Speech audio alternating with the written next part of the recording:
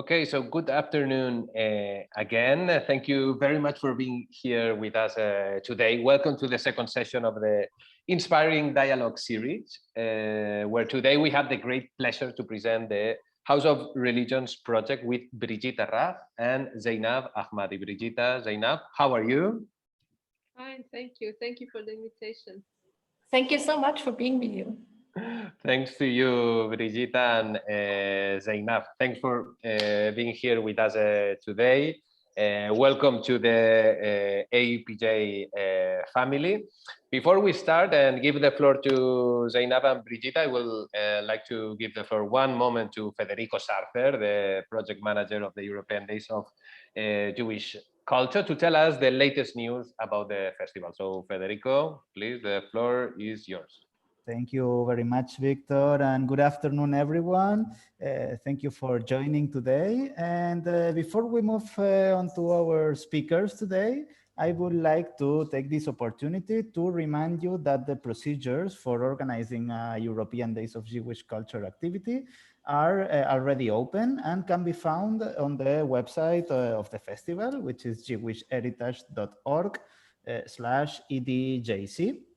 I am gonna paste this link in the chat for your convenience, and also all the useful links that you can use to participate in the European Days of Jewish Culture.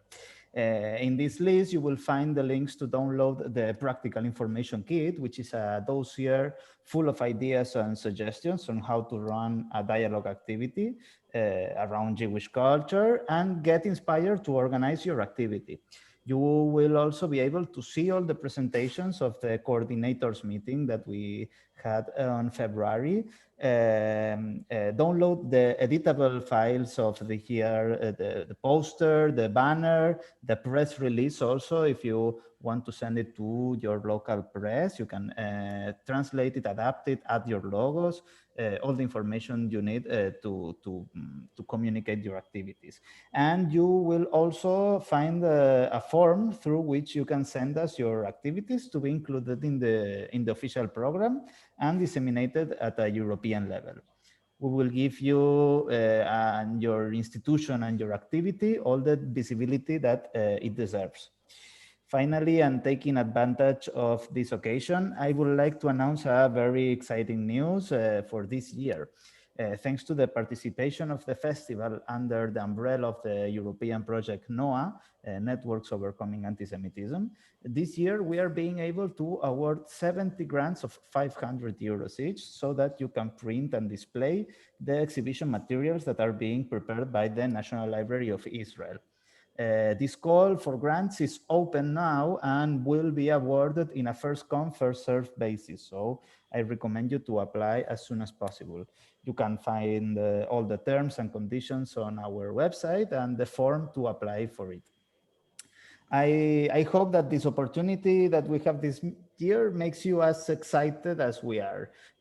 For any questions you may have, any ideas, I am at your complete disposal, and you can contact me at my email, which is edjc@jewishheritage.org.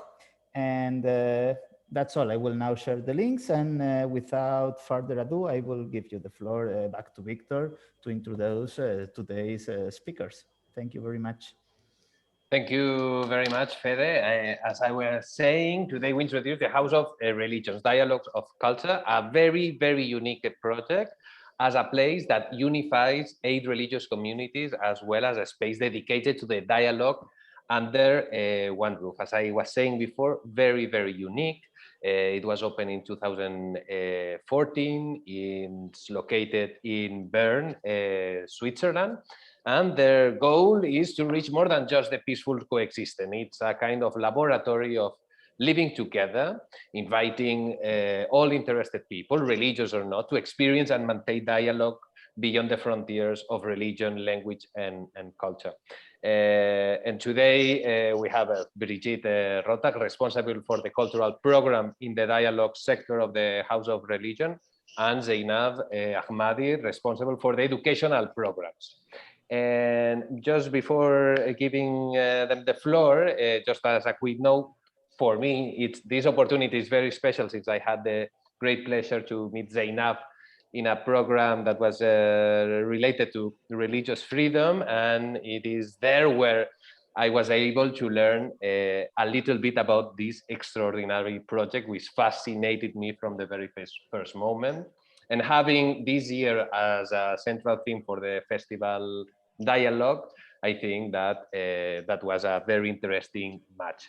So very special thanks to Brigitta and Zainab. Thank you so much for being here today. And the floor is all yours.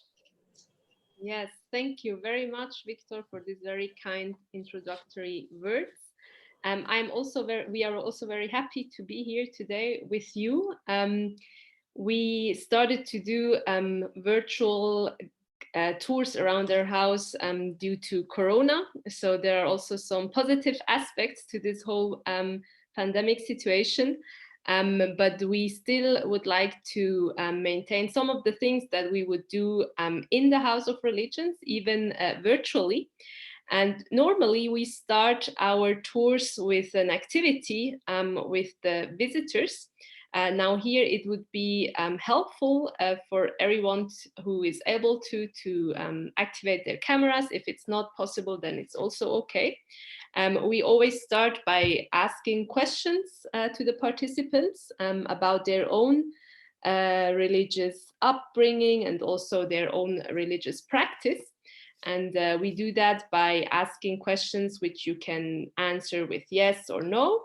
And every time you answer a question with yes, you can raise your hand or do like that, but raise your hand is probably a little bit easier.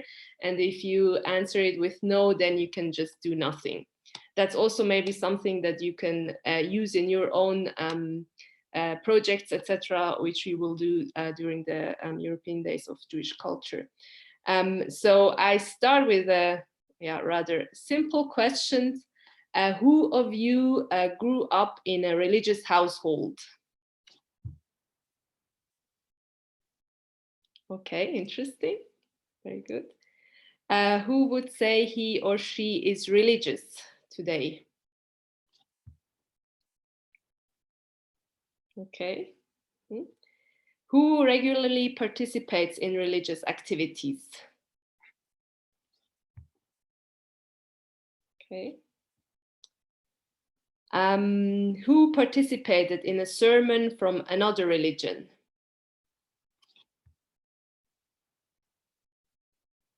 Okay. Who regularly participates in dialogue events? What kind of events are those? Does somebody want to elaborate a little bit? Maybe, well, if there's any other that wants to join in. You can start, Victor. Yeah, okay, so give us a little bit time. I participate together with other colleagues in Barcelona in an initiative called Salam Shalom. It's an interreligious group with the Muslim community here in Barcelona. Okay, yeah, nice. Anyone else? If not, that's also okay. Who is active in the interreligious field as a profession, as a job? Who is here in, professionally? And who does this in his or her free time? Okay. Who has friends of different religious backgrounds? Nice, very nice. And who talks to his friends about the topic of religion? What kind of topics do you discuss usually? Okay, so maybe I can answer, start answering that if you want. I'm Jewish, so I usually share with my non-Jewish friends when there is a holiday, for example. I like very much inviting them to home and explaining what traditions we have and sharing this kind of cultural background. Mm-hmm. Yeah. Anyone else? I don't have any special religion, but I'm a sociologist in religion. So I talk a lot about different approaches to religion to different people. Okay. Mm-hmm. Yeah.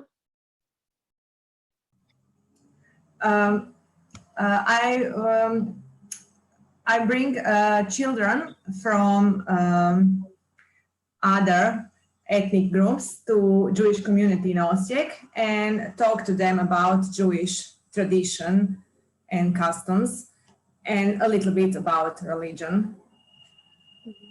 So that's what I do. Mm-hmm. Nice.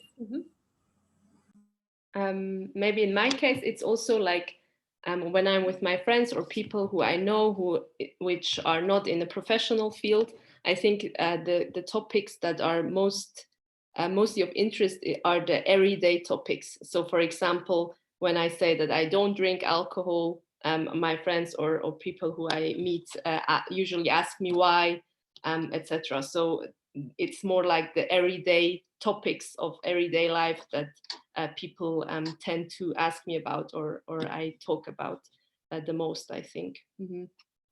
Good, okay. The next question. Who of you has to regularly answer questions regarding his or her own religion?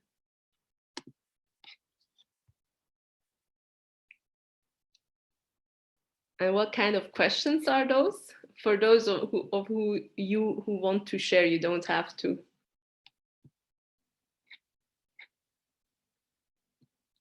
So I think I have to like answer a lot of questions, and it's also part of my job, obviously, as an educational responsible. But like most of them are also very, how do I say that in a positive way? Like most of them are very controversial questions about my religion. So usually I have to try to not get to explaining or defending my religion, because there is like a negative tenor of how the questions are asked. Yeah. Anyone else? I think to me it happened a lot that people somehow explain me how I have to be as a Jew. So they know how I am, or they say, why are you not as I expected you to be? So I think sometimes interesting. Yeah. Mm-hmm. Thank you. Mm-hmm. I think the next question is maybe a bit similar. Who of you has to face prejudices because of his or her religious views or religion? Okay. Okay, interesting. Thank you so much for participating in this little activity. For the beginning, it's just about for us to know what kind of experiences you are familiar with and what kind of knowledge you have already. These questions always depend very much on the groups that we have in front of us. But I think that was quite interesting for us as well. Now I will start the presentation and give the floor to Brigitta. Well, thank you, Zainab. And really, it was so interesting. And I think it's with every group is different. So we do this game with small children, with teenagers, with old ladies, with every kind of people, and every time it's so different. And I think it's never boring. And the same happened right now. But now we start the tour. Of course, it would have been nicer to have you here in Bern, but yeah, as you said, Zainab, it's also an opportunity because probably you couldn't have come just today to visit us. So thanks to Corona, we discovered these virtual kind of tours.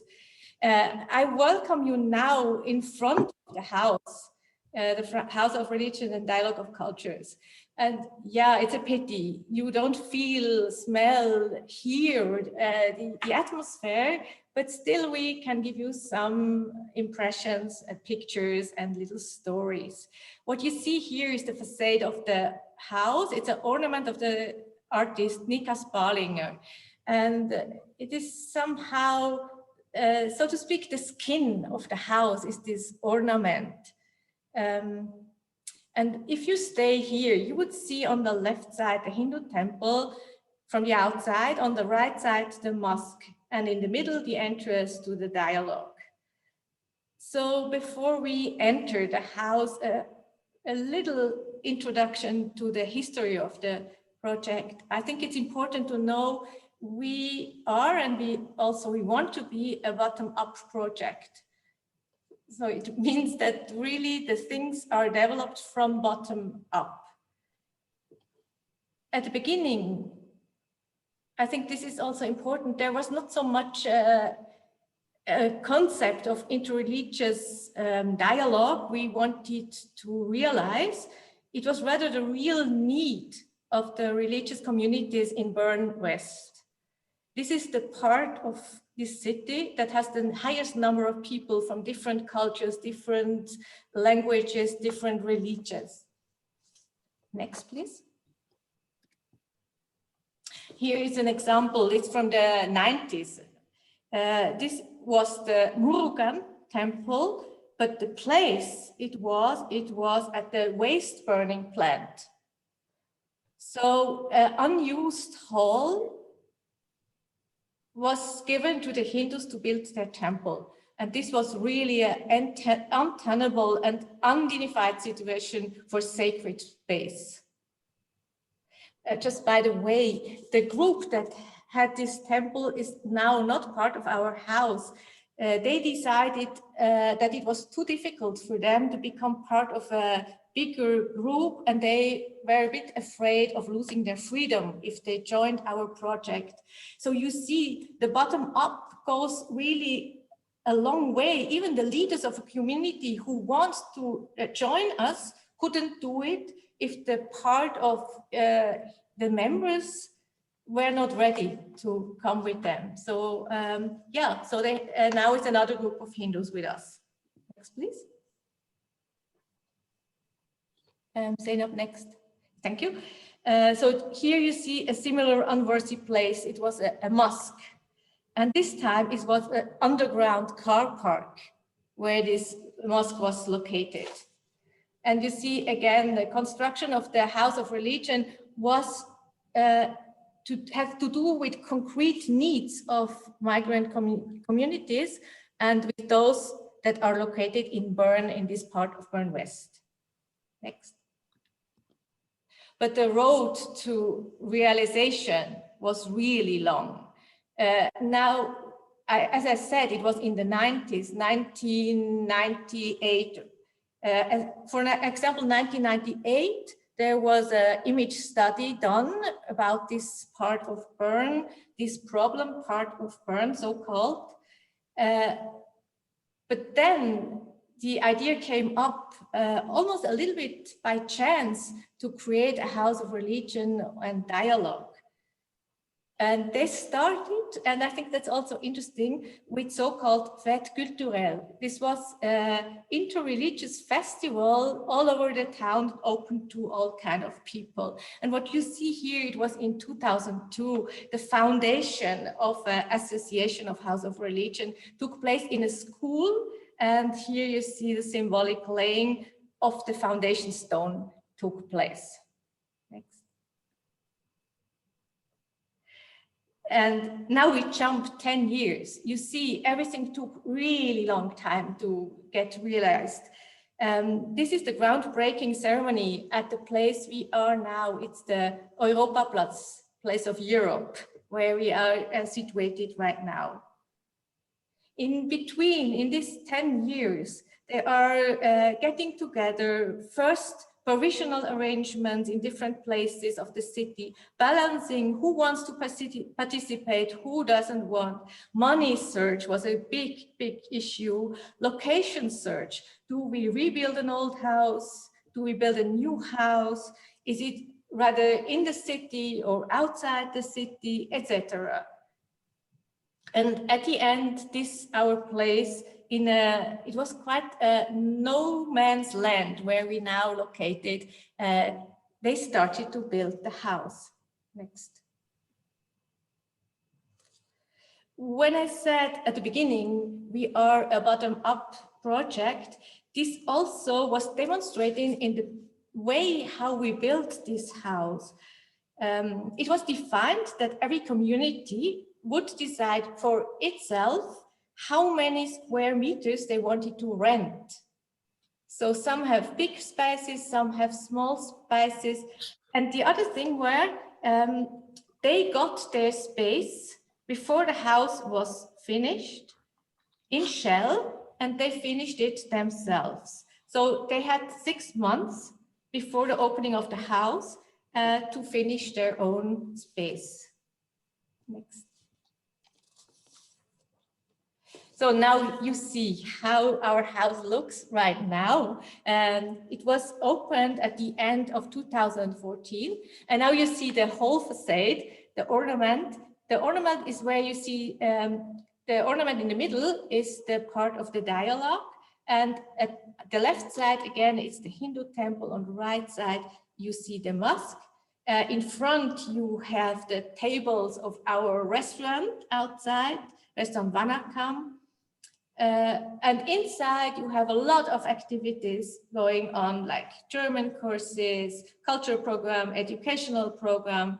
And behind, you see also this kind of house. These are apartments.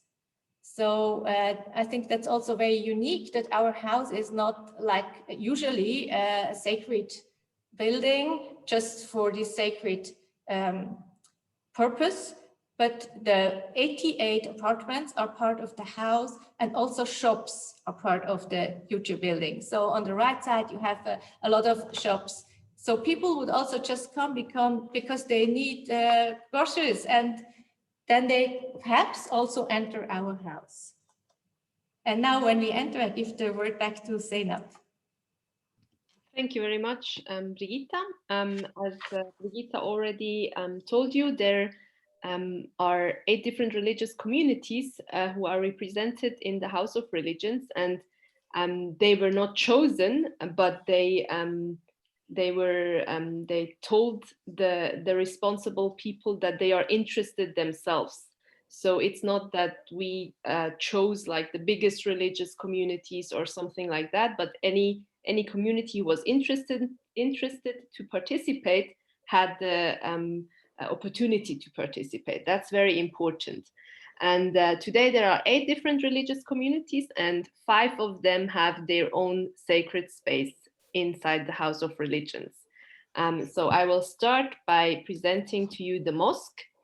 It's a mosque with 2 different floors. The floor downstairs is for men to pray, and upstairs is for women to pray. And normally during a Friday prayer, for example, there are about 400 people participating the Friday prayer. This is also due to the position of the mosque. So there are a lot of trains, buses, and trams which will get you to the Europaplatz. And that means that a lot of people who work nearby can like come to the prayer during their break and then go back to work. So that's also very important. And something which is the case in Switzerland, I don't know if it's probably similar in other European countries, is that Muslim communities are often built according to their cultural backgrounds. So for example, there are Turkish mosques, there are Albanian mosques, etc., with people, mainly with people with Albanian or Turkish roots visiting that mosque. And in our mosque, this is a little bit different, because the imam who you see on this picture holds his sermons in 4 different languages, in 3 to 4 different languages. So he does it in German, which is the language we speak in Bern, and Albanian, which is his mother tongue, and also in Arabic. And that means that there is a big heterogeneity among the people visiting that mosque, because they understand what the imam actually preaches, and that's something which is very attractive.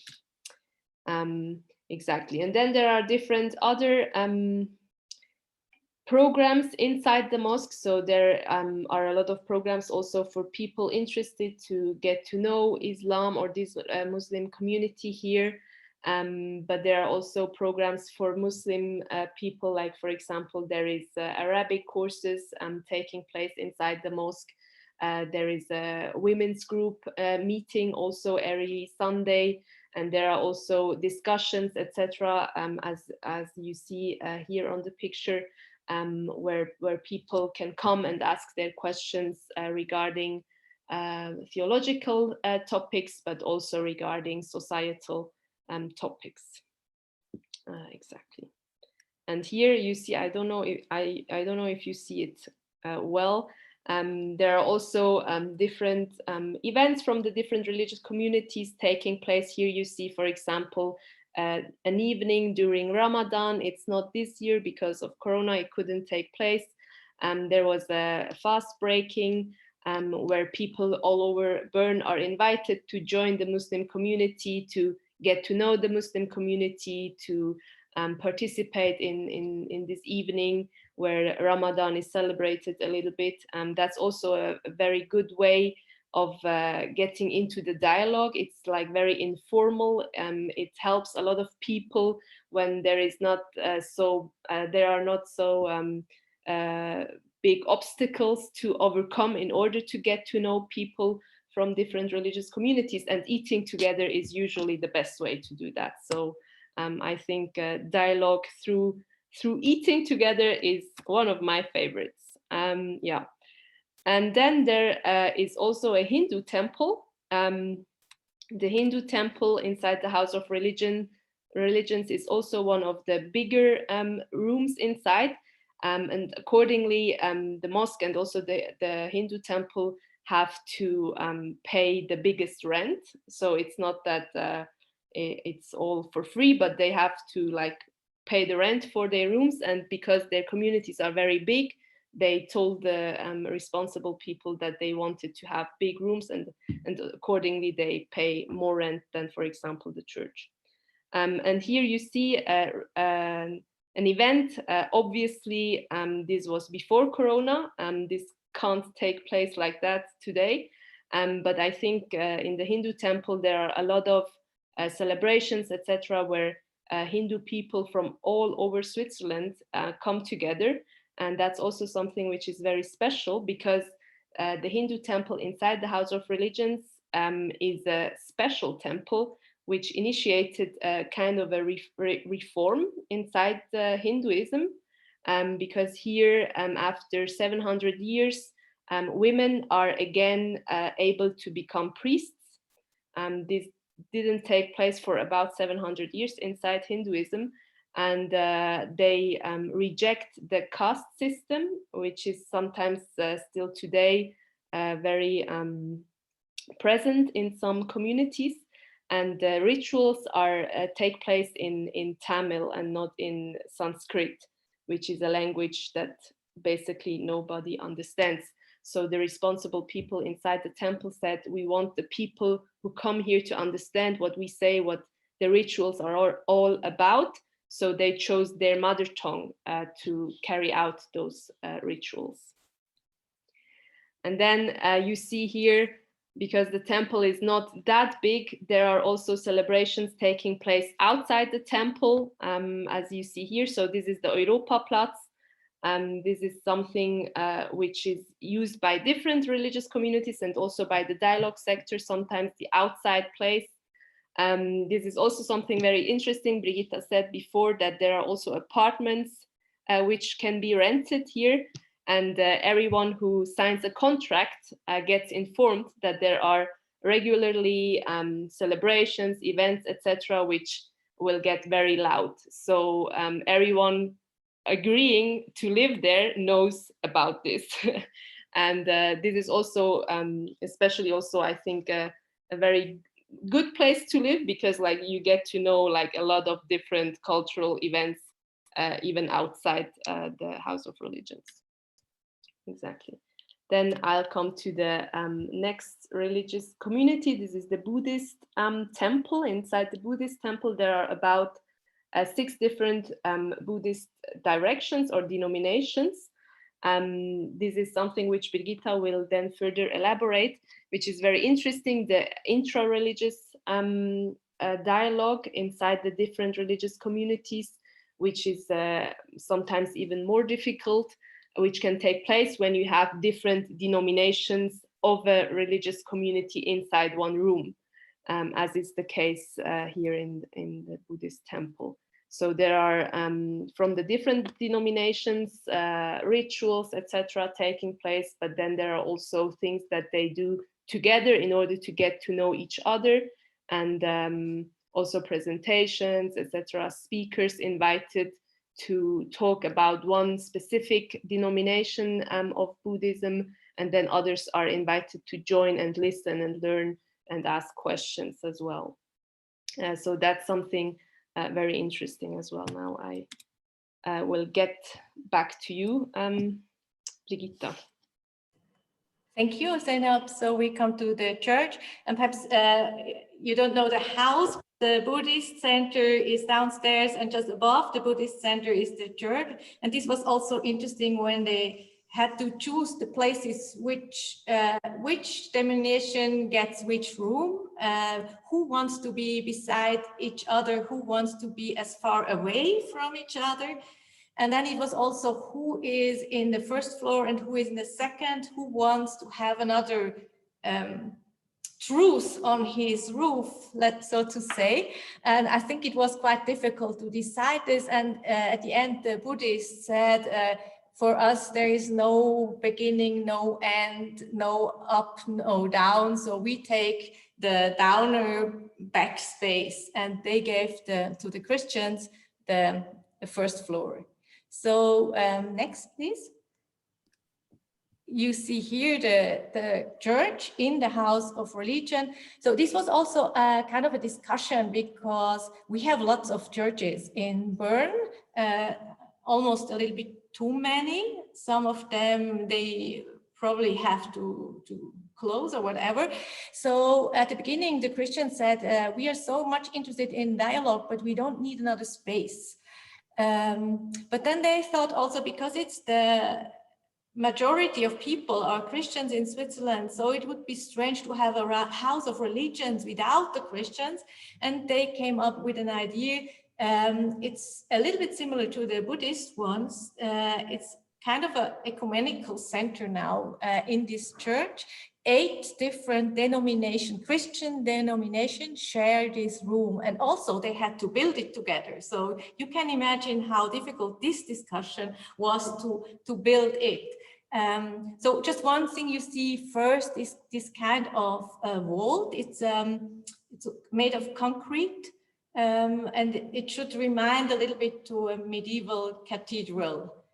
But for the rest, they had a huge discussion, because they had people like sober Protestants who didn't want any colors, any images. And on the other hand, Ethiopian Orthodox Christians. So they wanted to have, iconostas, they wanted to have incense, they wanted to have colors and crosses and carpets and so on. Please, the next.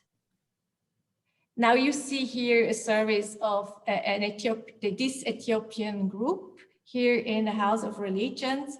They decided at the end a very interesting solution. So the Ethiopians would pray toward the iconostas. So they have these images, they have the holy place, the altar. Now the door is open because the priest is there. People have to take off their shoes. They have the incense. The women have to cover their heads. So everything they do, they have a lot of things they put here for their services. And when the Protestants have their services, they close everything and they pray toward the windows. So they have no images, they have no decoration. And so they say, for us, this also suits well. So you see, we have always a lot of discussion to find compromises in the house. And that's also, I think, why it's so good that we live together. We do not only have dialogue, because I think if we only have academic dialogue, probably we wouldn't ever come to all these kind of questions. Next, please. So we come to the next place, the Derga of the Alevis. Next. The Derga is the place, the meeting place for the Alevis. In our case, the group we have in our house, as Zainab said, it's like not, we didn't choose the most important, the most representative, but we did choose the ones who really wanted to have a place, who wanted to take part in the dialogue. And this group now is in our house. You see on the right side, this is the window. We have large windows always to the outside. The derga, it looks more like, I would say, a coffee room. So it's not so much, it's quite a secular room. They also meet a lot to have tea, to talk together. And what you see here in the background is an image. Please, the next. So this image, they let it paint for themselves. They wanted to have a painting with all the contents that were important for them. You see, it's a round dance. It's the Sema dance.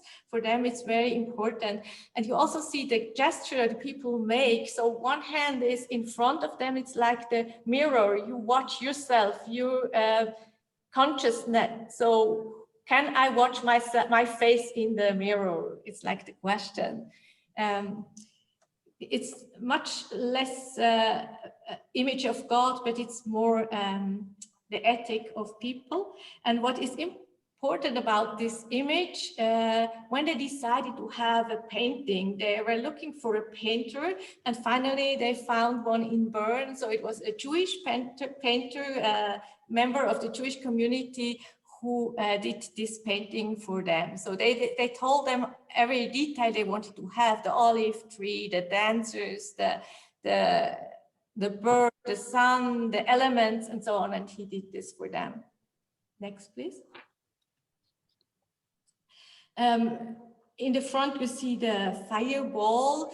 The element like fire, earth, air, so is very important for the Alevis. And the other thing that is so important is music for them.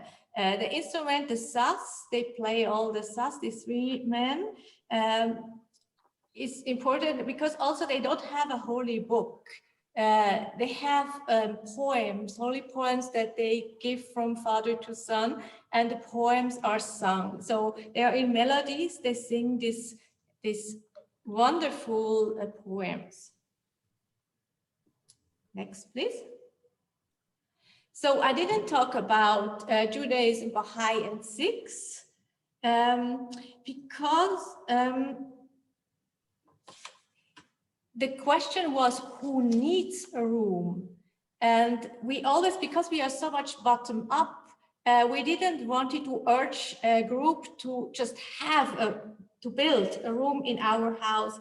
And some of the communities, they were so much interested in dialogue, but didn't need a room. So like the Jewish community in Bern, they have a huge synagogue, almost a too big synagogue in the center of the town.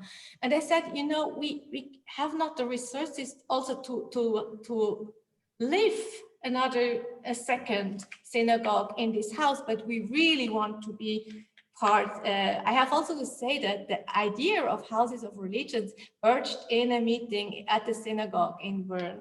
So the Jews, the Sikh and the Baha'i, they all didn't need a place, but were interested in dialogue. So they got one of these windows, and the window has the same rules than the rooms. They are locked, and they have the key to this window. They put the elements in this window that they want to, and nobody else can open it.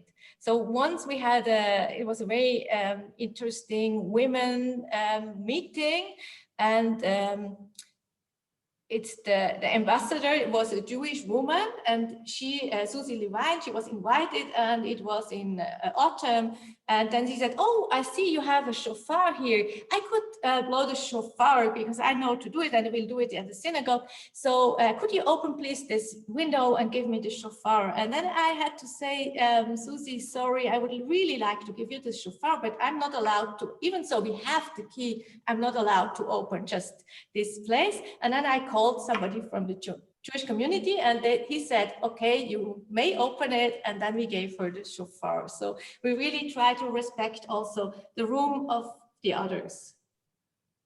Next, please. So we come now to the dialogue, the place where Zainab and myself, we are working. Next. Here you see the kitchen. Because as I said at the beginning, we have a restaurant Vanakam, and on the left side, you see the Hindu priest. The main priest is also our main cook. And his restaurant is Ayurvedic. He is from Sri Lanka, and it's a Sri Lankan kitchen, very wonderful, a lot of vegetables and rice. It's vegetarian, almost vegan, his kitchen. And we had this vision of one day, perhaps we could also have a kosher restaurant. And we thought if we talk about it for years and years, one day this dream comes true. And the interesting thing was that when a young rabbi came to Bern, Michael Krohn, we also talked about our dream, and he said, oh, no, this is not very difficult, we can just do it. And 3 months later, the kitchen was so changed that it even got kosher certificate. And now the restaurant is Ayurvedic kosher. And we really are happy to have that. And you see again, we didn't want it that the Jewish community has to have a room they don't want, but a kosher restaurant is unique because we don't have any kosher restaurants in Bern. And now we have this place also to invite people and guests from abroad. We can also invite them to our kosher restaurant. Next. Yeah, and now we come to the program, my favorite thing. What you see here is, it's called Reflexe am Mittag. So it's one interface program we really built up in our house. The idea is that because we have 8 religions, always 2 of them are starting a dialogue on a sacred text. So one brings a text, another one has to reflect on this text. And at the end, we eat together and we discuss it. So we have this once a month, and we love this format. Next step. But we think it's not only important to have inter-religious dialogue, it's also important to deepen the knowledge about the religion. So for instance, you can learn to read the Quran with the Imam. We have shiurim every month with the Rabbi of Bern. We have Bible lecture with the Christians. And here you see the Rebbetzin from Bern. This was a talk about a shiur. It was a talk about gender and religion. So 2 different women were talking about their experiences as women in this community. Next. And what Zainab already mentioned, we find that the intra or inner religious dialogue is sometimes even more demanding than the interreligious dialogue. And then once we started a series of panels, and the setting was one from a religion invites 4 other people of the same religion. So they were all discussing together, but all from the same religion, but different positions within the religion. And for me, this was really one of the most interesting things we did. What you see here are 4 Hindu men, and they talked about being becoming a father as a Hindu. And at the end of the panel, they said, it's so strange. We are all on the board of this community, but we never talked in this way together. Sena? Okay, then I will continue with this picture. This is part of the educational program. You see here workshop leaders from different religious backgrounds. When people visit us at the House of Religions, it's very important that when they want to get to know different religious communities, that actually representatives from these communities conduct the workshops. So it's very important not to talk about groups, but give people the opportunity to get in touch with people from this group. And my task is to educate the different representatives in order for them to be able to conduct workshops with children, with youth, but also with grown-ups. And we do that in these courses. This is also one of my highlights of my work, I think, because this is like the interreligious dialogue everyone wishes for, I think. And that at the same time, we also talk about non-religious topics, which is also very important to get to have like a common ground, even when, for example, religious-wise, you don't have that common ground. So this is also very interesting, and this is also an opportunity for people from inside the House of Religions to get to know each other, from different religious communities, to kind of like visit each other, and for the Jewish people, for example, to go into the Hindu temple, for the Alevi people to go into the mosque, and kind of like also ask their questions. That's something which we want to even further develop, for the communities to visit each other, to kind of show interest in each other. And that's something which is difficult because a lot of the communities have their own like tasks. They have to get the money to be able to pay their rent, and a lot of them are not paid to be inside the House of Religions, but they do that in their free time. So it's really difficult for them to even invest more time inside the House of Religions. So courses like these give them the opportunity to learn something, and at the same time strengthen their relationship to other people inside the House of Religions. And which is something which is also very interesting for me personally, is that there are a lot of talks, like intergenerational talks as well, with people from different generations. And there I think it's also very interesting, especially in communities with migration background, to kind of compare how like the second or the third migration generation practices their religion in Switzerland, and how our parents, for example, do it. And this is also obviously a source of conflict, but it's also a source of getting to know each other, but also getting to accept that there are sometimes differences between us that we cannot overcome, and it's okay as well. So I think the dialogue is also about learning where your boundaries are, and kind of like see that as an enrichment as well, and that we are not all of the same opinion, that we don't share everything, but that you value what is not in what you don't have in common as well. That's for me personally also part of the dialogue.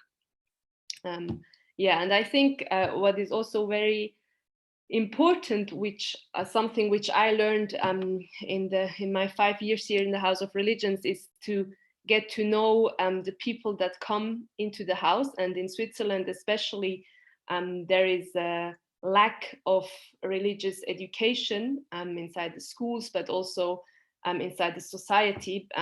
Therefore, people visiting us, people wanting to have a dialogue with us, sometimes don't even have the vocabulary to have this dialogue. And this is a reality, I think, in most European countries, that there is lesser and lesser space for religion, and therefore people are very, it's very, very difficult for them to deal with certain questions, because they don't have in their personal lives, they don't have the space to talk about that. And that's a reality for the dialogue, I think, which is very important to think about when we have these kind of events. And the other thing I think is also to always think about the power imbalances inside these dialogues. So for example, here you see me, I have Muslim background, there is a group in front of me with the majority of whom have a Christian background. And this is also an imbalance, this is an asymmetry. So I stand there in front of them talking about certain things, and the group in front of me, part of the majority inside Switzerland, And these are the kind of imbalances that you have to address when you have the dialogue or when you plan dialogue events. And the other thing is that there are also dialogue events where, for example, from the majority population, there are, for example, priests, etc., coming to this dialogue, and from migration communities or migrated communities, there are like people who don't even have who are not theologians, but just like people interested in their religion. And this is also like a imbalance which needs to be addressed when having dialogues like that. So I think these are very interesting questions we can talk about in the discussion if you'd like. And I would like to end the presentation with this very, very nice story.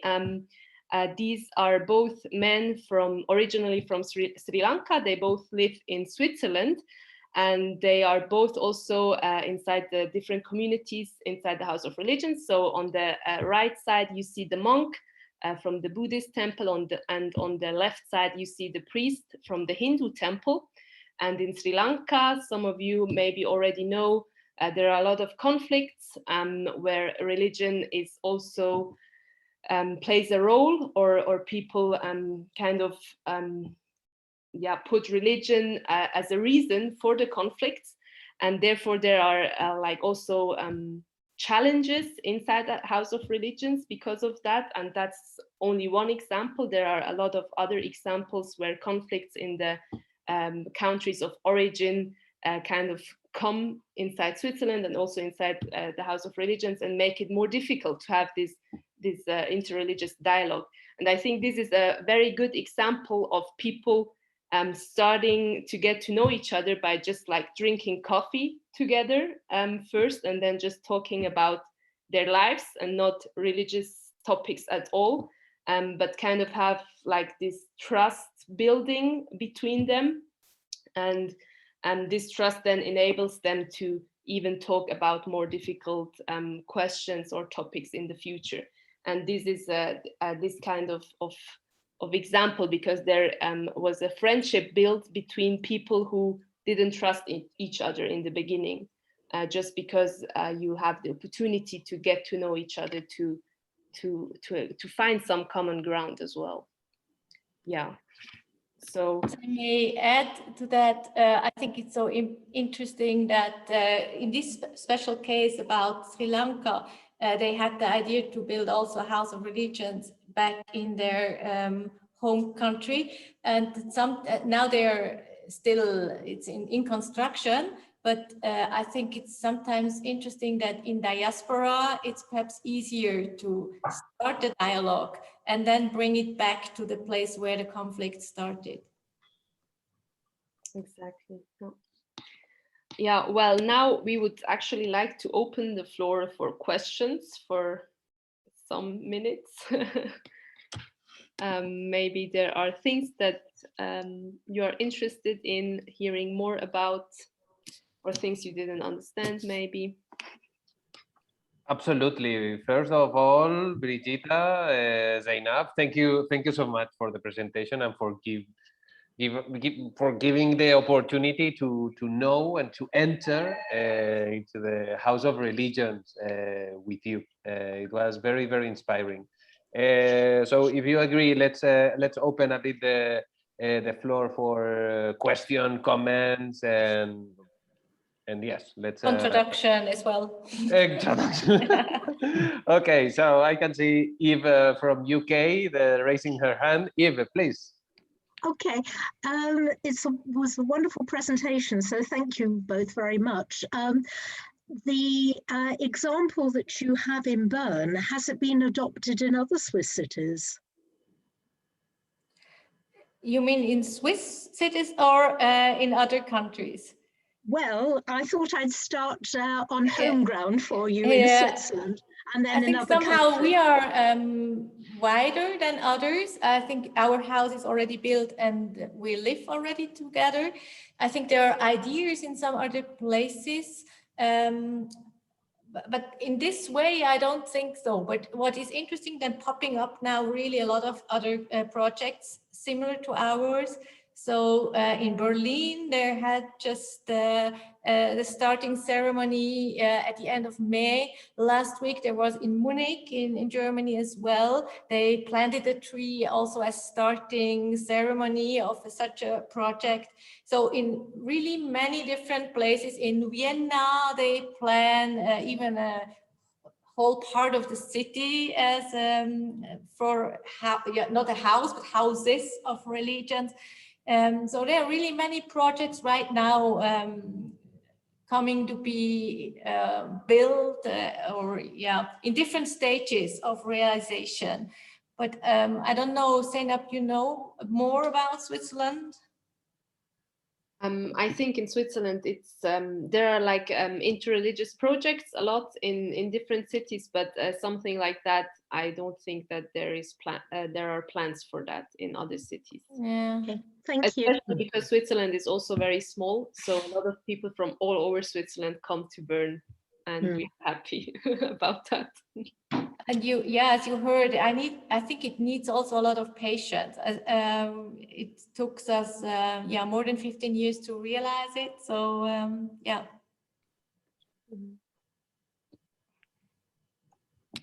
Thank you. I have a question. Please go ahead, Lucia. Hi, Brigitta. Hi. So good. From Basel, from Murugan Basel. Yeah, I know who are. Great. Fantastic presentation.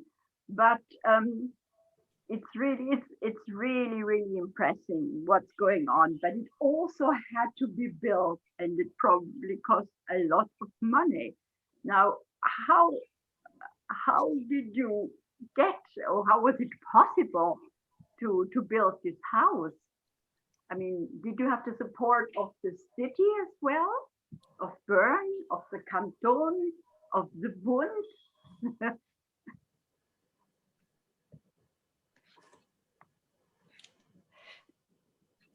Do you want to, Brigitte? Okay, I think the money issue was one of the biggest problems at the beginning. So I think the project almost crashed because of the lack of money. It was also important that we didn't want to be like a church project. We didn't want also to be a state institution. We really wanted to be independent. And that meant that we also needed to raise our money ourselves. So it was really, really difficult. And at the beginning also there were no other projects like ours, so we couldn't tell people what we really wanted. So some people thought, it's like a museum of religions. They wanted to have living religions, so they were against. Others thought it was a mixing of religions. They were against because of that. Others, they said it's just a utopia, a vision, but it's nothing to do with reality.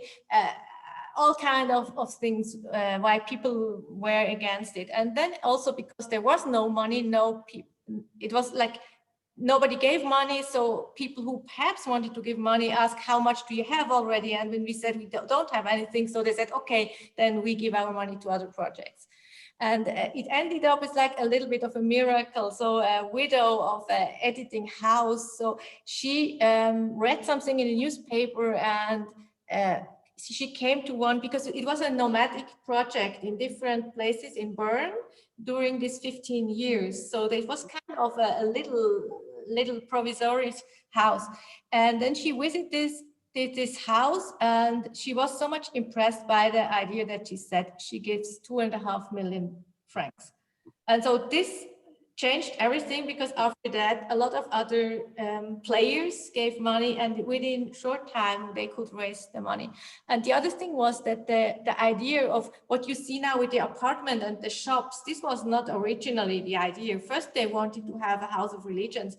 And then this was a solution you sometimes do in stadium, in sport, that you somehow pay the sport with the offices and the shops around it. So they imitated that idea, and by building all these 88 apartments and the shops, it's easy to also find the finances for the House of Religion part. And it was just a solution for this problem, but now we are very, very happy about it. I don't know, Zainab, would you like to add? No, I think you did great. Well, it probably also added value to that place, because at the beginning you said it was quite in the west and a little bit desolated, wasn't it? So actually it really added to it, to the atmosphere. Mm-hmm. And of course for the city as well. A lot. The quality. Thank you, Lucia. Thank you, Brigitta, Zainab. We are going to continue with Marta, and then Asunción, you were raising your hand, I think. So Marta, please go ahead. Yeah, well, thank you ever so much. It was amazing, really. I didn't know anything about it, and I'm completely amazed. I wanted to ask you 3 very quick questions. First, I think you already told, but about education to young people, do you do a special projects to it?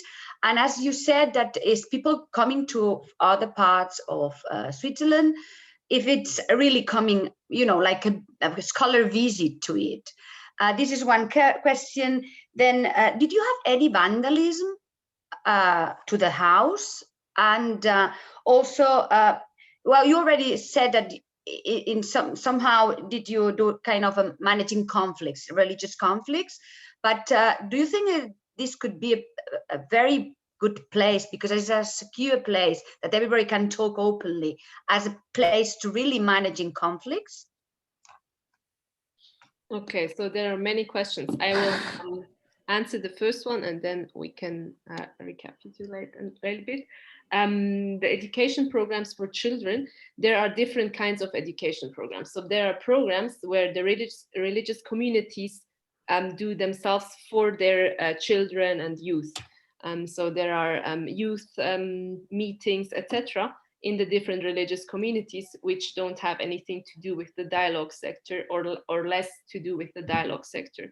And then there are also offers which are there for like school trips, etc. So there are a lot of school classes coming to the House of Religions, and there is different kinds of offers. So there you have the opportunity to get to know one religious community better, and then you go to the mosque, for example, and the imam or someone else from the Muslim community conducts this workshop with you. Then you get to know the mosque, you get to know the rituals, etc.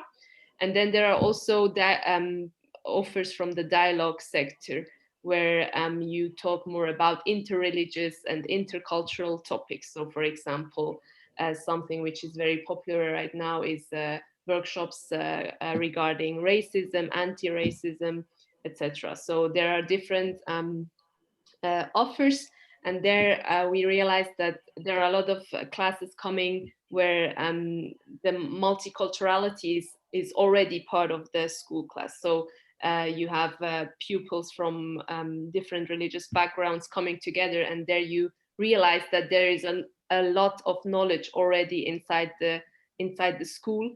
And I think these are one of the most interesting groups to work with.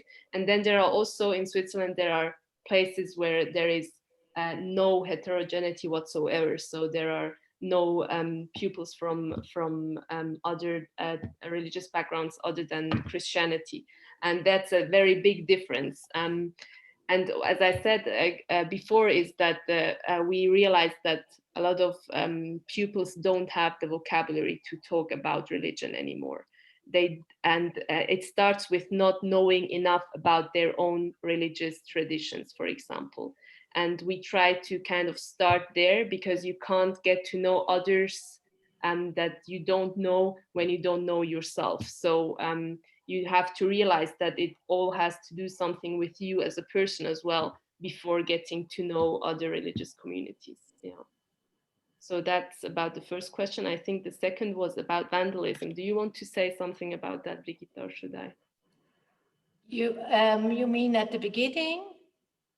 Because like at the Hindu temple, they had the sort of vandalism, and it was, and I think also at the mosque, and both times it was from inside the community.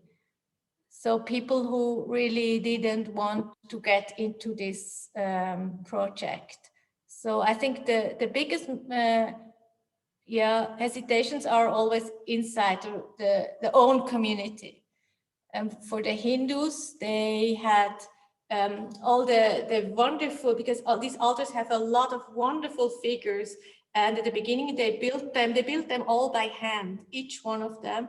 And they built them on the floor and would put them upstairs afterwards. And then they had to decide to do it right away upstairs. So nobody could take them away anymore. But I think it's interesting that I think this kind of voices, now we don't hear them anymore so much. I don't know what you think, Zainab. Yeah, it's actually really surprising that we don't need much security measures, etc. Yeah, so yeah, it's really, it's not actually that surprising, but like for some people, maybe it's a little bit surprising, yeah. Yeah, I think as you like for kosher restaurants in Switzerland, elsewhere I'm used that there is a lot of security if you want to enter. And here you just come in the house and sit down. So people are sometimes a little bit surprised. Mm-hmm. Thank you so much. Excellent, really. Thank you, Marta, Brigitte, Zainab. Asunción. Yeah, like Marta, myself is the first time I hear about your project. So I thank you very much for the speech. It's been very interesting. But I have to say that I have more doubts now than at the beginning of the speech about the project itself. And I would like to ask you, who is running every one of the rooms, every one of the religions? Are the regular people who also attend the regular church or the regular synagogue or the regular Hindu temple in the city? So are they splitting their job in their parroquia and at the house of religions, or is it different people? So that's one question. The second question is how the different communities embrace the project.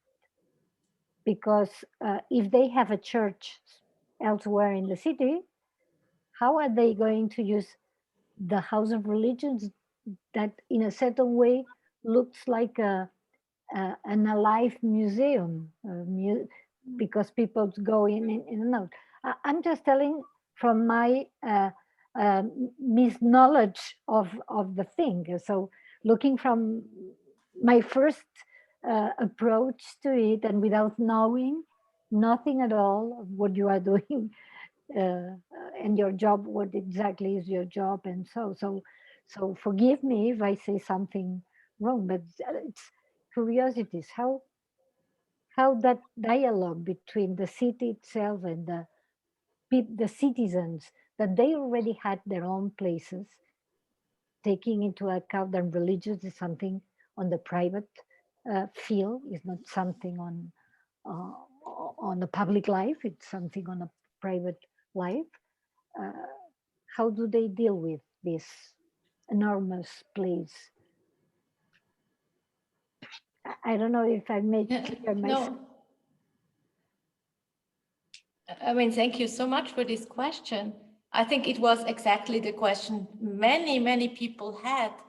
I think one thing, as Zainab said, 400 people joined the Friday prayer in a mosque, or thousands of people, of Tamils and Hindu anyway, come to the temple. So it's really not a museum. That is one of the wonderful and surprising things that happened. I think at the beginning was the question, who needs a room? So like the underground car park of the Muslims, it was really a bad place to have a mosque, so they needed another place. And that's why we didn't build a synagogue in the House of Religions, because the Jewish community didn't want to split. They didn't want to have now like two different places.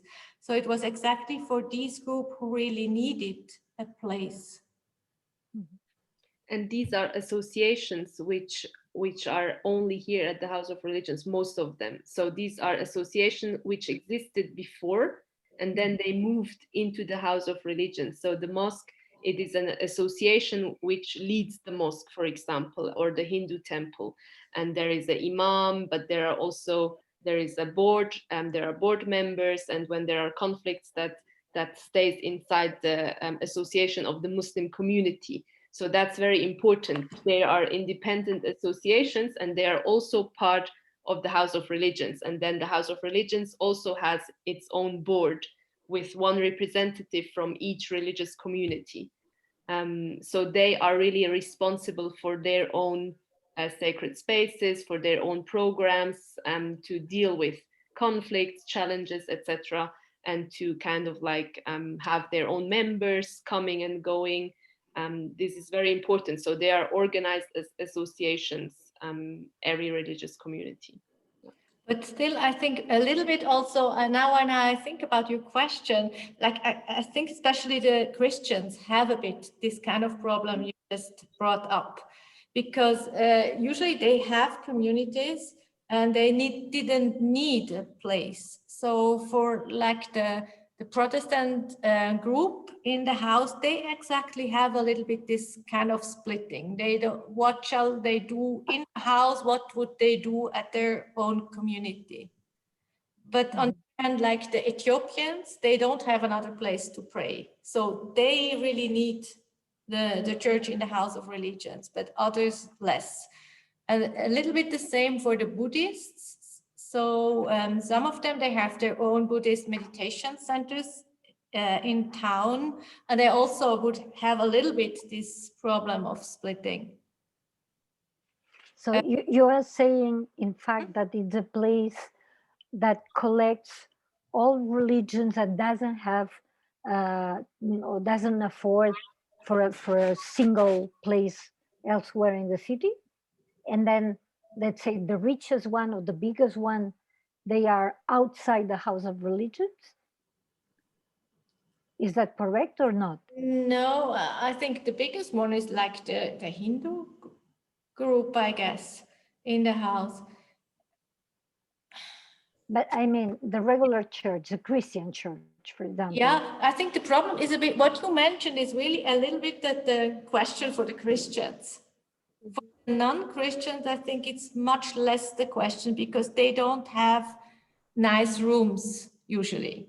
It's also more difficult, it's by the law, at least it was by the law, more difficult for them to rent a room for other religions, not Christian religions. So they were really, really happy to get the room. Okay, and moving forward, if, for example, in a case that I have a spiritual need and I approach the House of Religions, I'm going to find a spiritual leader, whatever the religion I choose. I will have someone there to talk to me about my my thoughts, and or is not the role. Is a more communitarian, a more collective role for displaying. We actually have that quite regularly. So I get emails, for example, from people with questions or with needs, and we try from the dialogue sector, we then try to get someone from the religious community they are looking for to talk to them, or someone with the competences to talk to people with a specific need. So that's also something we do. Okay. So yeah. You have a leader in each one of the rooms, a spiritual leader, I say, in each one of the rooms. I think in most of them, yes, but not all of them. There are sometimes also just like mediators, for example. There are also other people which are of need in some cases. But in most communities where there exists even something such as a religious leader, there are also in the rooms, yeah. But they are not always there. It depends a little bit, because most of the, I think it's also a financial problem, because most of them, they're not paid for their spiritual leadership, so they work during the day. So in most of the rooms, they don't have the resources to have a person always being there. But like Buddhists, they have a person who is just present there, and people could come and talk to him. Okay. My last question, the very, very last. Did you have any time moral encounters within the different religions inside a house? Something that one of the religion does and another religion doesn't like, and they fight or not? Like, you mean conflicts? Conflicts. Okay. On a moral level, I mean, not on a physical level, spiritual or moral or whatever. Well, I think from my personal experience, there are more conflicts which I have with other Muslim people, moral conflicts especially, because it's much, like you said, Brigitta, before, it's much more difficult to ignore these kinds of differences in opinion, etc., when it's someone from your own community. But I think there are also discussions about interreligious topics regularly. People not understanding someone's point of view, for example, and then having difficulties accepting that, for example. And I think that's also a very important part of the House of Religions, these conflicts. So, and also to make transparent that there are a lot of conflicts inside the House of Religions. It's a very difficult work. It's really, I think in the beginning, I thought about leaving the job once every month at least, because it's so difficult.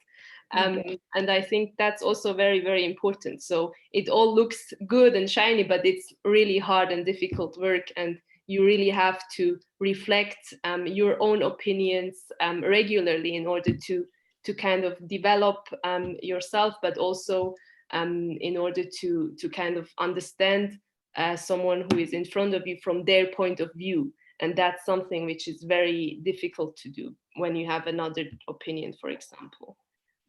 But it's also something which we need in our society, because we are a multicultural country, and this will not change. So this is, I think, something which we all need to learn, to try to understand someone's point of view from their side, perspective.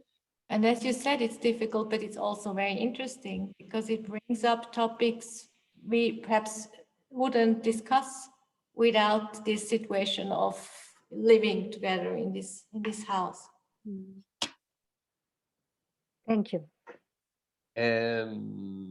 Well, Zainab, Brigitte, I think that in terms of timing, we are going to start closing this session. Before of that, I would like to say thank you very much to all the participants that joined this presentation today. It's always very special to have people from all over Europe, from Spain to Georgia, UK, Lithuania, France. It's always very special to create this dialogue also between different points of view. And today, very special thanks to Brigitta and Zainab for your time, for your presentation, for opening the doors of the House of Religions to all of us. And also thanks for the work that you are doing, because you are, I think, a reference, especially nowadays in the times that we are living. Projects like yours, they are jewels, and they are very, very unique. So all our respect and thanks for the work that you are doing, Brigitta, Zainab. And thank you to you, and thank you for your interest. Yes, thank you.